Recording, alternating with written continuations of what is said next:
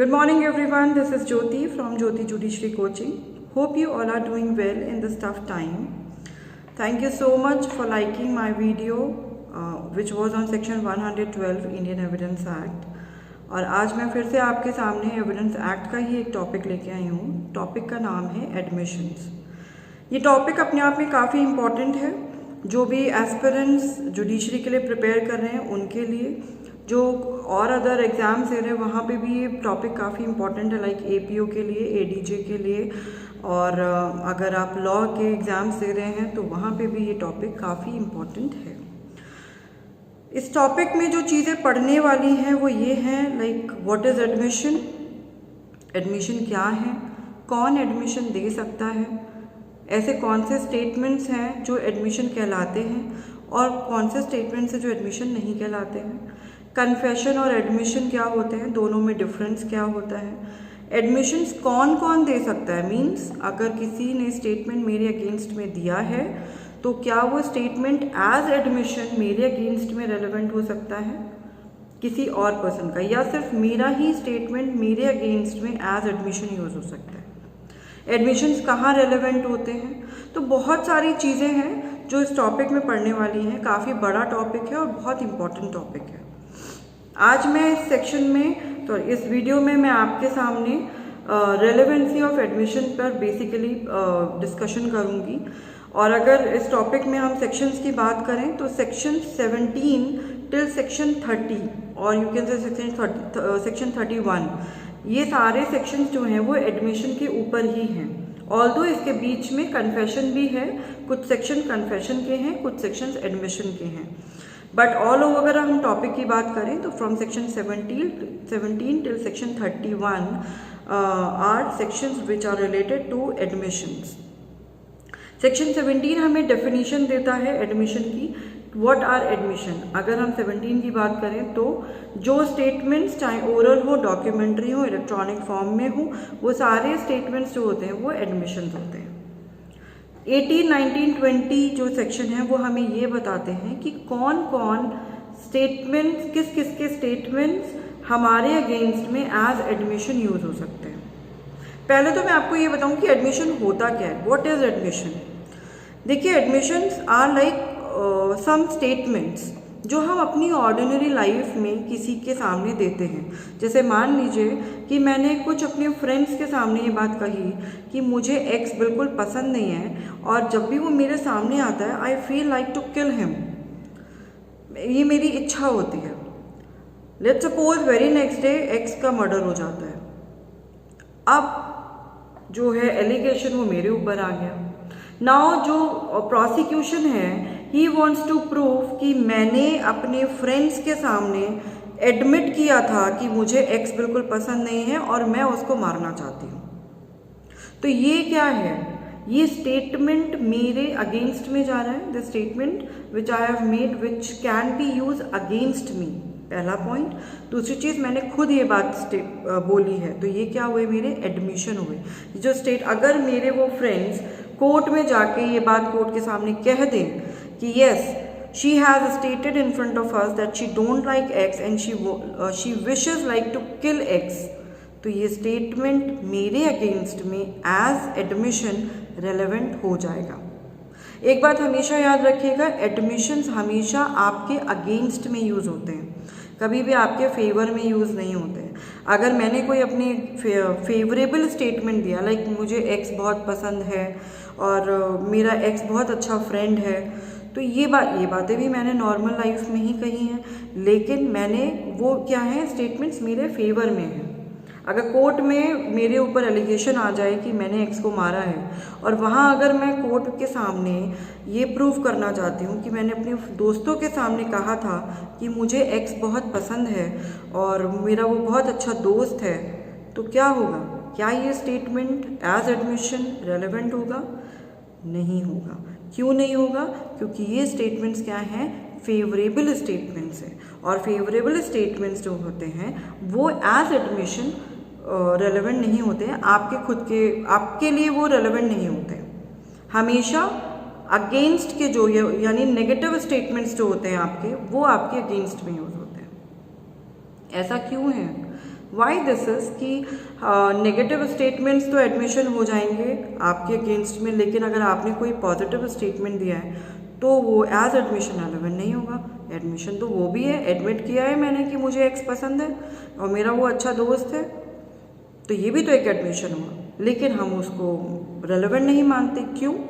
देखिए, अगर favourable statements को हम एज एडमिशन लेने लग गए तो फिर तो जितने भी क्रिमिनल्स हैं वो क्राइम करके अपने फेवर में स्टेटमेंट देना शुरू कर देंगे। जैसे मान लीजिए कि मैंने मर्डर किया, मर्डर करके मैं अपने दोस्तों को कहती हूँ कि जो एक्स है वो मेरा बहुत अच्छा दोस्त है, या फिर मैंने ये कहा कि मैं एक्स को जानती ही नहीं हूँ, कौन है ये एक्स, मैंने तो आज तक ये इसका नाम भी नहीं सुना, तो और केस मेरे अगेंस्ट में फाइल हो गया।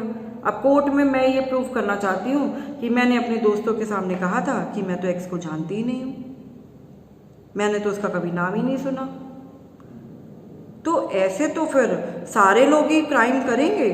किसी ने चोरी करी और फिर वो जाके 4 जनों के सामने गए कि मैं तो इसको जानता ही नहीं हूँ, मेरे पास तो मैंने तो देखा ही नहीं है। ऐसी भी कोई गली है क्या जहाँ पे ऐसा कोई घर है? ऐसे तो क्राइम कर करके लोग जो है अपने फेवर में स्टेटमेंट्स देंगे, कोर्ट में जो है उनको प्रूव कर देंगे एंड दे गेट एक्विट। तो इसीलिए हमेशा नेगेटिव स्टेटमेंट्स जो आपने अपने ही अगेंस्ट में दिए हैं वो रेलेवेंट होते हैं। क्यों? और वैसे भी अगर आपने कोई नेगेटिव स्टेटमेंट दिया है, जैसे मैंने कहा कि मुझे एक्स पसंद नहीं है और मैं उसको जान से मारना चाहती हूँ, तो ऐसे नेगेटिव स्टेटमेंट्स लोग झूठ नहीं बोलेंगे, सच ही बोलेंगे। आप अपने ही अगेंस्ट में कभी नेगेटिव स्टेटमेंट नहीं दोगे। आप अपने फेवर में तो झूठ बोल सकते हो, लेकिन अपने अगेंस्ट में कभी झूठ नहीं बोलोगे, हमेशा सच बोलोगे। इसीलिए पॉलिसी क्या है, लॉ क्या कहता है कि अगर नेगेटिव स्टेटमेंट्स दिए हैं आपने, सेल्फ हार्मिंग, इनको कहते हैं सेल्फ हार्मिंग, अपने आप को हार्म करने वाले स्टेटमेंट्स दिए हैं, तो वो आपके अगेंस्ट में यूज होंगे एज एडमिशन, लेकिन फेवरेबल स्टेटमेंट्स आपके अगेंस्ट में यूज, मतलब आपके फेवर में यूज नहीं होंगे। अब मैं आपको सेक्शंस बता दूं। सेक्शन 17 हमें डिफाइन करता है, 18, 19, 20 अलॉन्ग विद सेक्शन 17 हमें पढ़ना होता है।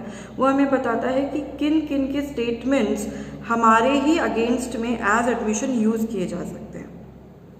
और सेक्शन 21 हमें ये बताता है कि एडमिशंस कहाँ रेलेवेंट होते हैं, उन्हें कब प्रूव किया जा सकता है, उन्हें किसके अगेंस्ट में यूज किया जा सकता है और किसके अगेंस्ट में यूज नहीं किया जा सकता। तो basically we are concern here with section 21। तो एडमिशन रेलेवेंट कहाँ होता है? सेक्शन 21 में। प्रूफ किसके अगेंस्ट में हो सकता है, ये क्वेश्चन हमें कहाँ, इसका आंसर हमें कहाँ मिलता है? 21 से मिलता है। हम स्टेटमेंट्स को 2 पार्ट्स में डिवाइड कर देते हैं। एक स्टेटमेंट होता है सेल्फ हार्मिंग, एक होता है सेल्फ सर्विंग। सेल्फ हार्मिंग का मतलब हुआ जो मैं अपने अगेंस्ट में स्टेटमेंट दे रही हूँ। सेल्फ सर्विंग का मतलब क्या हुआ? जो मैं अपने फेवर में स्टेटमेंट दे रही हूँ। तो मैंने अभी आपको बताया और उसका रीज़न भी बताया कि सेल्फ हार्मिंग स्टेटमेंट्स रेलेवेंट होते हैं और क्यों रेलेवेंट होते हैं, सेल्फ सर्विंग स्टेटमेंट्स रेलेवेंट नहीं होते हैं और क्यों रेलेवेंट नहीं होते। इसका रीज़न मैं आपको अभी बता चुकी हूँ। लेकिन ये तो जनरल रूल है। जनरल रूल क्या है कि सेल्फ हार्मिंग स्टेटमेंट आपके अगेंस्ट में यूज़ किए जा सकते हैं, सेल्फ सर्विंग नहीं किए जा सकते हैं। ये जनरल रूल है, लेकिन इसके कुछ एक्सेप्शंस भी हैं। सेक्शन 21 में ही हमें इसके 3 एक्सेप्शंस दिए हुए हैं, जहाँ पे डिस्पाइट ऑफ द फैक्ट कि कोई स्टेटमेंट सेल्फ सर्विंग है, फिर भी वो आपके फेवर में एज एडमिशन यूज़ किया जा सकता है। 3 एक्सेप्शंस हैं जो सेक्शन 21 में दिए हुए हैं। पहला एक्सेप्शन ये कहता है कि अगर कोई भी स्टेटमेंट सेक्शन 32 में रेलेवेंट है, तो वो चाहे वो भले ही वो स्टेटमेंट सेल्फ सर्विंग क्यों ना हो, वो आपके फेवर में एज एडमिशन यूज़ किया जा सकता है। अब इसका एग्जांपल ले लेते हैं। जैसे मान लीजिए कि मैं अपनी ऑर्डिनरी लाइफ में एक डायरी को मेंटेन करती हूँ, जिसमें मैं अपने इनकम, अपने एक्सपेंसेस, अपनी जितनी भी चीज़ें हैं मैं उसमें डेली रूटीन में मैं लिखती हूँ। ये मेरी एक हैबिट है। Let's suppose one find I got dead, और कोई बात जो है वो कॉन्फ्लिक्ट हुई, जिस बात के लिए कोर्ट में सूट वूट फाइल हो गई है। अब कोर्ट में वो डायरी को कोई प्रूफ करना चाहता है कि भाई देखिए इन्होंने जो है ये डायरी मेंटेन करी हुई है और उसके अकॉर्डिंग देखिए इतने इन्होंने कोई चीटिंग वीटिंग नहीं किया हुआ है, इतना पैसा आया है, इतना पैसा गया है। मेरी ये डायरी सेक्शन 32 में रेलेवेंट होगी। क्यों होगी? क्योंकि आई एम डेड नाउ और मैंने अपने लाइफ टाइम में जो डायरी मेंटेन करी तो अब वो रेलेवेंट होगी फॉर एनी पर्टिकुलर केस। अब ये जो स्टेटमेंट जो चीज़ें मैंने अपनी डायरी में लिखी हैं वो सेल्फ सर्विंग हो गई, सब मेरे फेवर में होंगी। भाई जो एक्सपेंसेस आए, जो इनकम आई, जो भी चीज़ें हैं वो सब क्या हो गई? सेल्फ सर्विंग हो गई।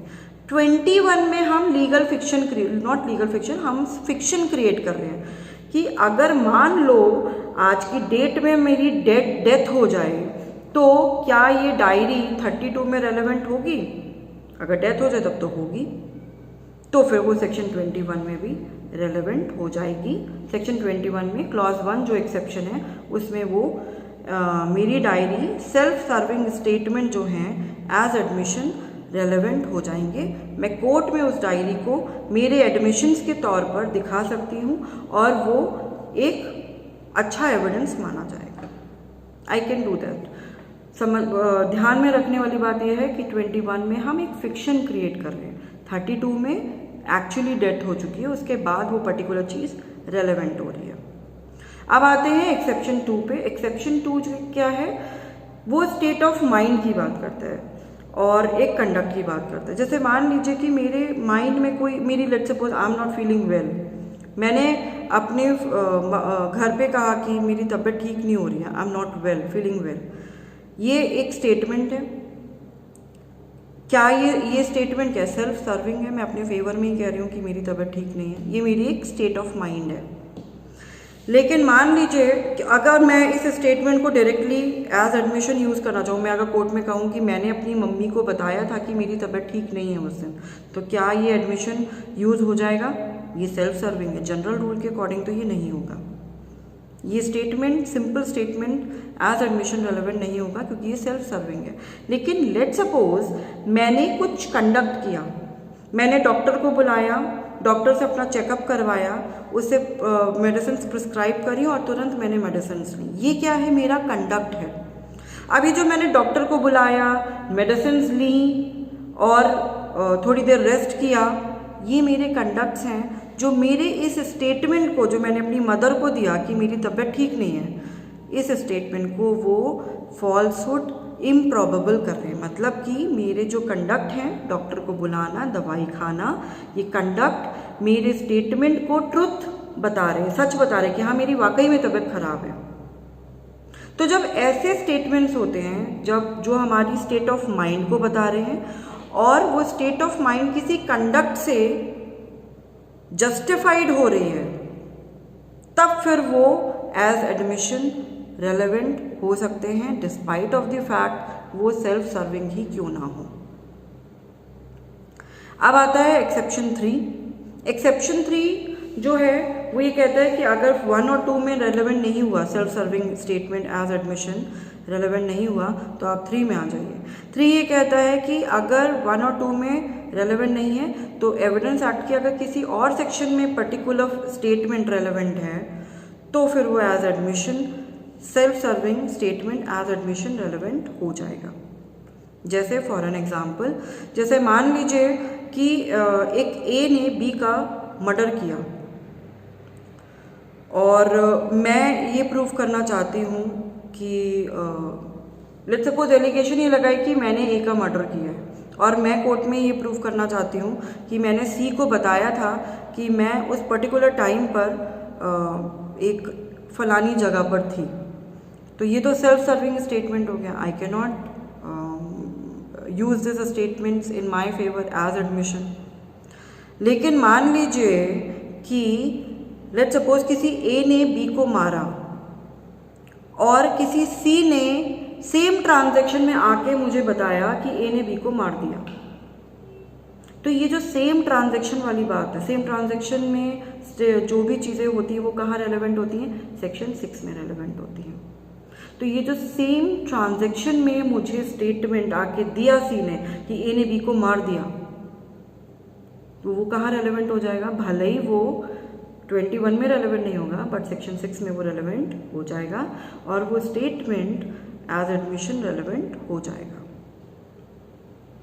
तो ये है एडमिशन के रेलेवेंसी की बात। देखिए ये अपने आप में टॉपिक बहुत बड़ा है और कई बातें हैं जो डिस्कस करने की भी हैं। जो भी पार्ट चीज़ें रह गई हैं वो मैं अपने नेक्स्ट वीडियो में डिस्कस कर लूँगी। इस वीडियो में मैं सेक्शन 21 तक ही सीमित रहती हूँ।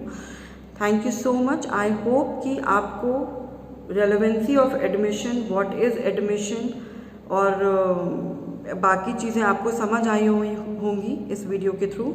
Thank you so much. If you like the video, if you like the content of the video, please hit the like button and subscribe my channel. Thank you so much.